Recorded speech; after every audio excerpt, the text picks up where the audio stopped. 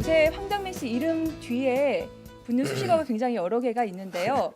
흥행 보증수표다, 믿고 보는 배우다, 3천만 배우다. 네. 어떤 타이틀이 가장 마음에 드시나요? 다 싫어요.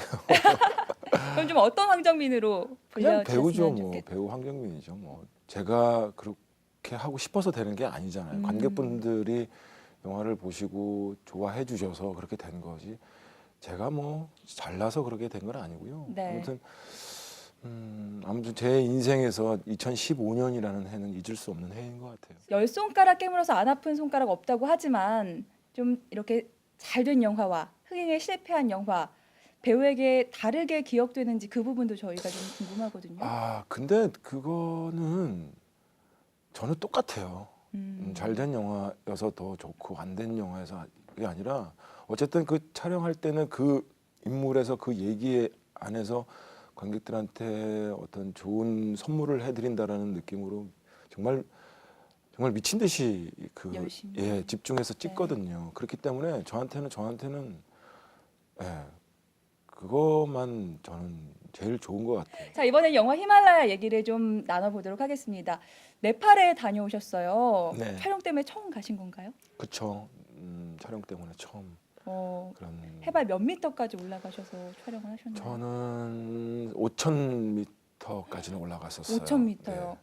히말라야 최고봉이 에베레스트 8,848m니까 절반 이상 올라가신 거잖아요. 네네. 그러니까 저희 본 촬영지는 4,500m 즈음이고요. 네. 제가 또 다른 그런 걸 또 찍기 위해서 더 올라가서 개인적으로 우리가 또 찍었던 신인데 물론 이제 그 영화에서는 이제 편집이 돼서 안 나왔지만, 네, 고소 증세가 이제 딱 3,000m 지나면서부터 오기 시작해요. 어떻게 나타나나요?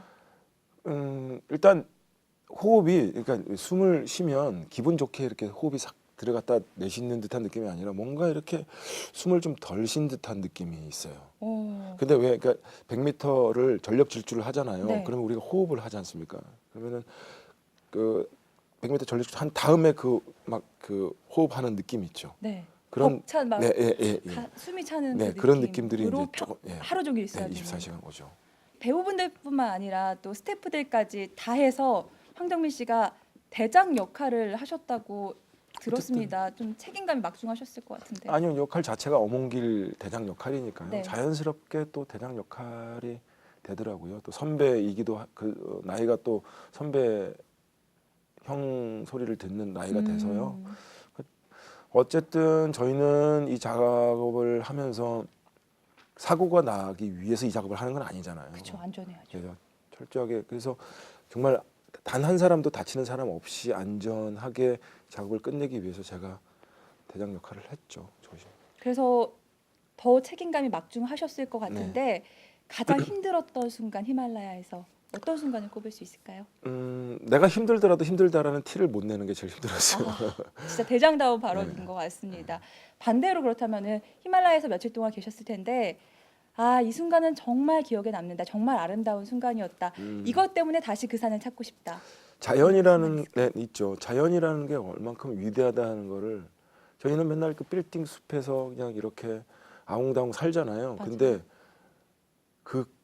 내 시야에 들어오지도 않는 큰 산을 바라보면서 있을 때 정말 이 인간이라는 존재가 되게 작구나라는 걸 느꼈고 참 자연이라는 게 정말 위대하고 웅장하구나라는 걸 느꼈죠. 그런 과정을 다 거쳐서 히말라야에서 내려왔습니다. 땅을 밟았을 때 그 심정 어떠셨는지. 뜨거운 물로 샤워하고 싶었어요. 가면 씻지를 못하거든요. 네. 고소 증세를 막기 위한 제일 첫 번째가 씻으면 안 돼요. 몸에 있는 체온이 잘 유지가 돼야 되거든요. 그래서 씻으면 안 되는데 일단 뜨거운 물로 샤워하는 게 저한테는 제일 급선무였어요. 지난해 개봉한 영화들이 참 다 잘 됐어요. 그 여러 가지 배역 중에서 인간 황정민과 제일 닮았다 하는 배역이 있을까요? 닮았다. 뭐 그 모든 역할들이 구석구석이 좀 닮아 있긴 하겠죠. 근데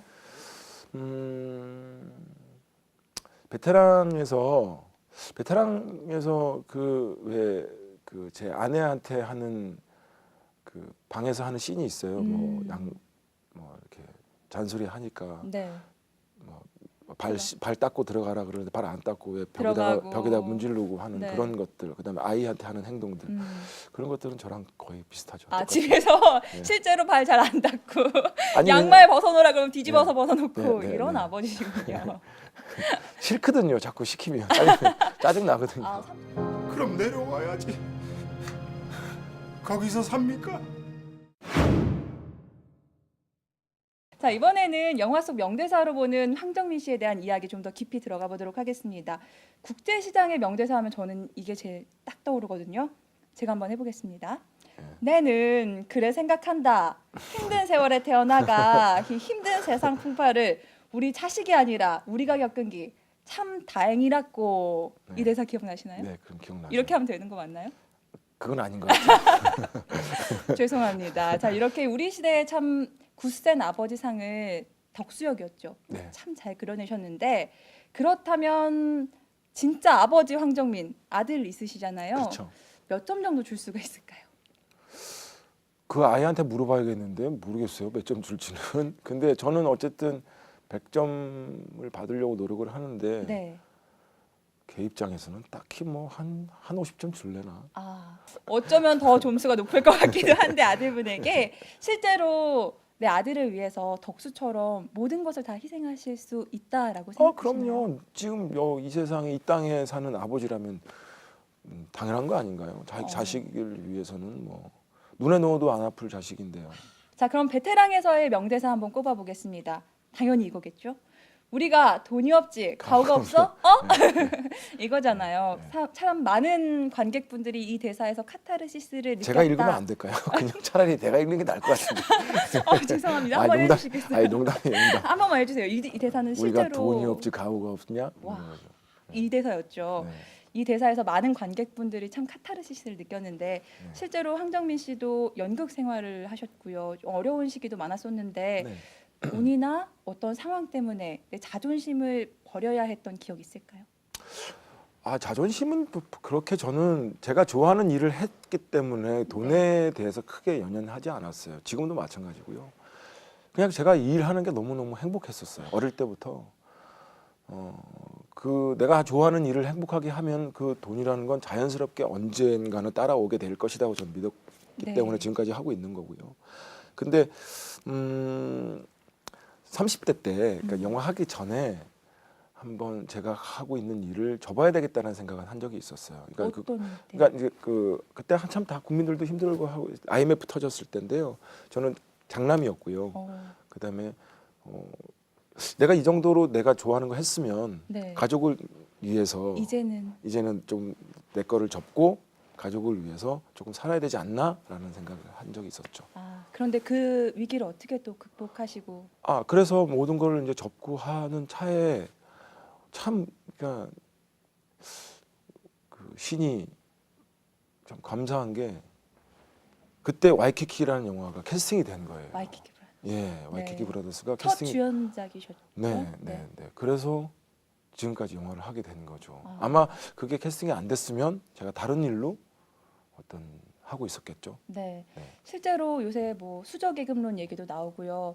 많은 청년들이 취업도 어렵고 해서 꿈을 포기하는 일이 많거든요. 그 청년들을 위해서 또 그 어려운 위기를 다 극복한 배우니까 한마디 해주시면 더 무게감이 있을 것 같은데.